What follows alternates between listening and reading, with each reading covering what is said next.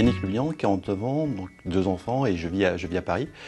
Les responsabilités du coordinateur général consistent à gérer l'intégralité des ressources qui sont confiées à la coordination générale. Donc sur l'Île-de-France, ça consiste notamment à la gestion des ressources humaines, alors bénévoles, 400 bénévoles, salariés, il y a une trentaine de salariés qui interviennent sur différents types d'activités en Île-de-France, auprès des populations migrantes, également donc auprès des populations SDF.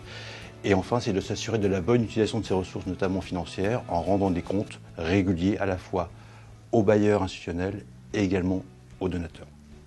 Une expérience qui m'a particulièrement marqué, donc il y en a plusieurs, mais une qui est relativement récente, c'est dans un campement de Rome, à la Courneuve, où le campement était installé vraiment sur, on peut appeler ça un tas d'ordures, réellement, hein, concrètement, avec des rats qui circulaient à travers les cabanes. Et quand on rentrait dans les cabanes, les maisons des personnes, de voir comment ces maisons étaient bien tenues. Un contraste vraiment saisissant entre des maisons extrêmement propres, des gens extrêmement dignes, et un environnement complètement déstructuré, presque ignoble. Et de voir ce contraste-là, ça m'a vraiment frappé, choqué, et vraiment appuyé dans l'idée de trouver des solutions durables pour ces personnes.